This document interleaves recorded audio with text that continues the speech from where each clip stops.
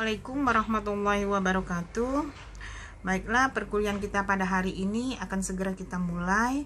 Besar harapan saya semua dalam keadaan sehat dan dapat mengikuti perkuliahan dengan sangat baik. Materi kita pada hari ini yaitu pengelolaan alat laboratorium. Sebelum kita mengelola alat laboratorium, yang paling utama adalah bagaimana kita mengenal alat-alat yang ada di laboratorium. Peralatan laboratorium dasar ini merupakan alat yang berinteraksi langsung dengan bahan atau objek praktikum dan tidak merusaknya. Jadi kita sebagai praktikan atau sebagai seseorang yang akan melakukan penelitian atau percobaan di dalam laboratorium, erat sekali interaksi kita dengan alat dan bahan yang ada di dalam laboratorium.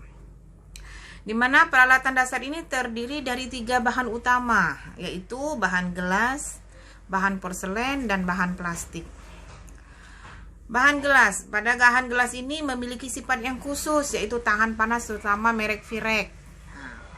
Di mana bahan gelas ini digunakan merupakan campuran dari senyawa-senyawa yang diformulasikan, yaitu gelas borosilikat, di mana sifatnya tahan terhadap kenaikan suhu yang mendadak, kemudian kurang tahan terhadap senyawa alkali, tetapi dia lebih tahan terhadap senyawa asam. Kemudian ada namanya gelas soda lime, ya. Sifat kaca yang tidak kusam jika dipanaskan. Nah, bahan-bahan penyusun dari peralatan dari gelas ini bisa kita lihat pada tabel, yaitu bahan penyusunnya adalah silika, borak oksida, natrium oksida, aluminium oksida, kalsium oksida, magnesium oksida, barium oksida, dan kalium oksida. Nah, ini bisa kamu lihat sendiri pada tabel komposisi daripada borosilikat, dan kalau komposisi daripada formulasi daripada soda lime, itu bisa dilihat sendiri berapa persentasenya. Kemudian bahan porselen, ya, alat dan bahan praktikum yang terbuat dari bahan porselen. Yaitu memiliki sifat khusus, yaitu tahan terhadap suhu yang sangat tinggi, tidak tembus sinar matahari karena diglatsier. Kemudian ada namanya bahan plastik. Bahan ini memiliki sifat yang beragam tergantung dari bahan penyusunnya. Sifatnya seperti keras atau lentur, tembus sinar, tembus pandang, tidak tembus sinar, ya. Bahan penyusunnya berupa politin, polipropilen, PVC, dan stirin. Karakter lebih jelas bisa kita lihat pada tabel ini, yaitu karakteristik daripada bahan plastik.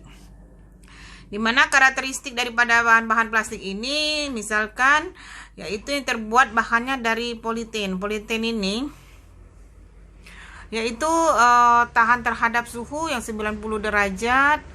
Kemudian kalau terus menerus yaitu 8 derajat. Sedangkan polipropilin yaitu 145 derajat, kalau terus menerus hanya 120 derajat. PVC yaitu 75 derajat, jika terus menerus 65 derajat. Kemudian stirin, ya, yaitu waktu pendek 70 derajat, kalau terus menerus 60 derajat. Dimana pengaruhnya kalau untuk politin yaitu asam lemahnya dia tahan, ya.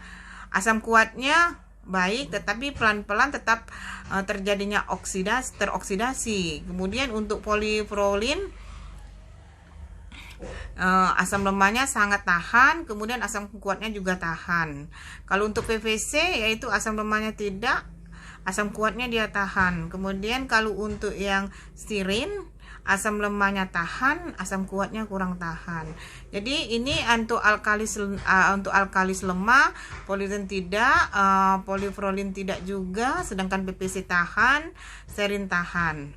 Alkalis kuat dia tahan, untuk yang politin tahan, untuk yang poliprolin sangat tahan, PVC juga tahan, kemudian stirin kurang tahan. Sebagai pelarut organik, ya, kalau untuk politin ini cukup tahan, kalau untuk polipropilin itu sangat tahan, kemudian PVC kurang tahan, untuk stirin juga kurang tahan. Ini bisa juga dilihat kejernihannya, ada yang transparan, ada yang enggak, ya. Untuk warna normal ada yang putih kabut, ada yang jernih, bisa kamu lihat sendiri pada tabelnya, yaitu perlakuannya bisa lentur, ada yang enggak kaku, sangat lentur, dan agak kaku, ya. Kalau yang sangat lentur atau kaku itu PVC. Ini bahan yang terbuat dari logam, terbuat dari besi atau kuningan, dimana bahan besi biasanya dilapisi nikel atau krom agar tidak cepat berkarat. Nih, kita bisa kenal dengan pengenalan alat-alat gelas atau porselen dan plastik. Ini bisa kita kenal dengan bejana lonceng ya. Nah, ini contohnya ini bejana lonceng. Kemudian bejana loncengnya itu macam-macam bentuknya, bisa dilihat sendiri. Kemudian bencana pewarna itu bisa juga dilihat sendiri. Ada juga kapasitasnya atau bisa dideskripsikan, bisa dilihat di sini.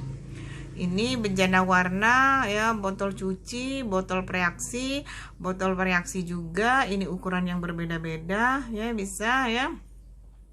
Kemudian botol preaksi juga bermacam-macam ukuran, dimana kalau yang namanya bencana berwarna itu fungsinya proses perwarnaan dan pembuatan preparat mikroskopis. Jadi pembuatan preparat yang berukuran sangat kecil. Kalau untuk botol cuci itu fungsinya ya respirasi dengan menghubungkan beberapa botol cuci. Kemudian botol preaksi ini itu untuk menyimpan larut-larutan yang preaksi. Kalau botol preaksi juga sama ya. Kemudian macam-macam botol preaksi dengan ukuran-ukuran yang berbeda, tergantung kebutuhan yang akan kita gunakan ya. Kemudian ada botol, fungsi menyimpan juga sama. Ini kalau yang namanya botol-botol ini biasanya fungsinya untuk menyimpan preaksi-preaksi ya, atau senyawa-senyawa kimia cair. Ini fungsi botol. Jadi tergantung daripada senyawanya seperti apa, disesuaikan dengan botol yang digunakan.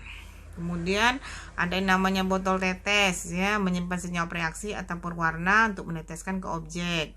Kemudian botol tetes ini ada yang beda-beda ukuran ya, beda-beda ukuran. Kemudian ada beda-beda hanya bentuk pipetnya. Kemudian buret ini untuk tetrasi, kita kenal untuk tetrasi, yaitu dengan keran lubang lurus dengan kapasitas yang tergantung ya, ada yang 5 kali 0,1, ada yang 10, ada yang 10 dikali 0,02 mili, ada 10 dikali 0,1 mili. Kemudian fungsinya untuk tetrasi ya. Kemudian cawan Petri, ini cawan Petri pembuatan kultur media. Jadi apabila kamu akan kultur jaringan atau membiarkan bakteri, ini bisa digunakan sebagai media agar-agar ya. Kemudian mangkuk porselen, nih mangkuk porselen ini mangkuk penguat dasar rata, bentuknya dangkal dengan bibir tuang, ada bibir tuangnya ya, fungsinya penguapan larutan. Adalah mangkuk porselen dengan ukuran yang berbeda-beda. Kemudian ada corong ya, corong pun yang berukuran yang berbeda-beda, bentuknya berbeda-beda sesuai juga dengan fungsinya. Ada yang untuk penyaring, ada menjaring untuk dengan labu filtrasi, ada penyaringan untuk proses pemisahan. Corong pemisah, nah ini ada corong pemisah, ada corong pemisah lagi dengan ukuran dan bentuk yang berbeda. Kemudian desikator ya, proses pengeringan. Kemudian desikator dengan berbeda ukuran, itu ada gelas arloji ya, menempatkan benda yang sangat dalam pengamatan. Gelas piala dengan berbagai ukuran ya, bisa dilihat sendiri, dimana fungsi daripada gelas piala ini untuk menyimpan atau menyampurkan senyawa kimia dan unit skala tidak terlalu teliti, tetapi cukup memadai untuk penggunaan, tidak memerlukan ketelitian yang lebih tinggi. Jadi bisa digunakan untuk ketelitian yang enggak terlalu tinggi, itu bisa digunakan gelas piala ini ya. Gelas ukur, nah ini gelas ukur ya. Gelas ukur ini berfungsi untuk mengukur volume suatu cairan sesuai dengan keperluan. Gelas ukur ini berbeda-beda juga ukurannya ya, sesuai dengan berapa banyak volume yang kita butuhkan untuk melakukan suatu reaksi atau untuk melakukan suatu percobaan. Kemudian ada namanya crucible ya. Crucible ini membuat preparat abu pada tumbuhan ya. Nah, ini banyak lagi, labu destilasi juga ada sebagai bagian perangkat alat, sebagai ada lagi proses ekstraksi, Ada juga labu Erlenmeyer, itu berfungsi untuk menyimpan, memanaskan atau menyimpan senyawa kimia dan unit skala tidak terlalu teliti, tetapi cukup memadai untuk penggunaan yang tidak memerlukan ketelitian yang lebih tinggi.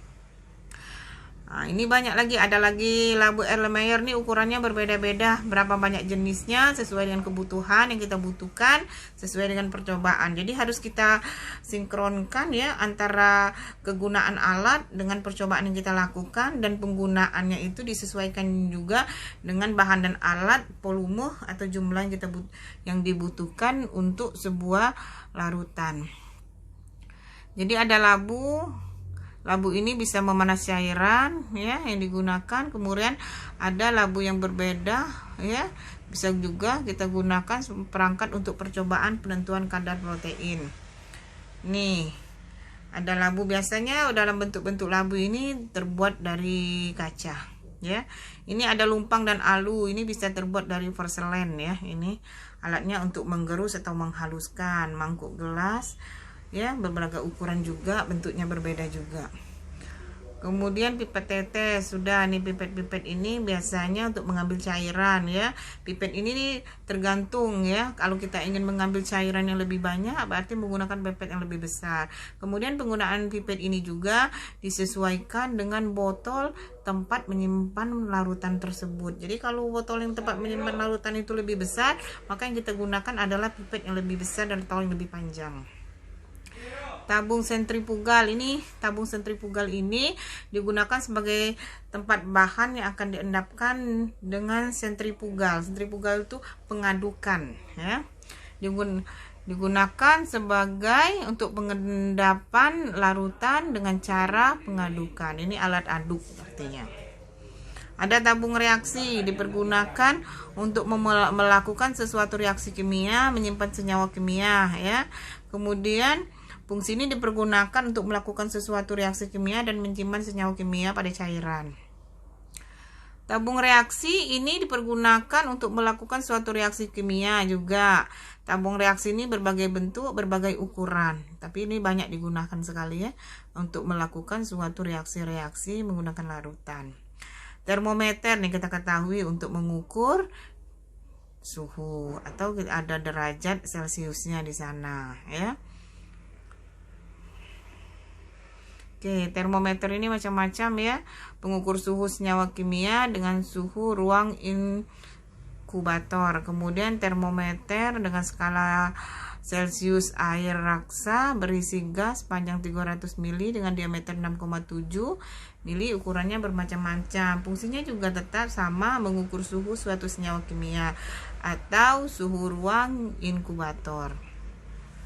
Mengenal alat laboratorium dari bahan logam, yaitu contohnya kasa ya, besi. Itu fungsinya untuk dasar pemanasan ya.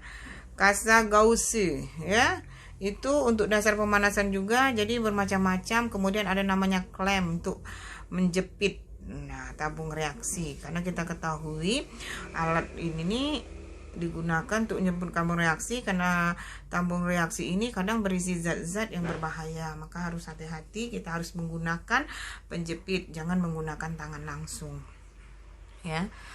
Ini klem ini juga banyak, ada yang penjepit untuk alat tetrasi, ada penjepit untuk mengangkat daripada tabung reaksi.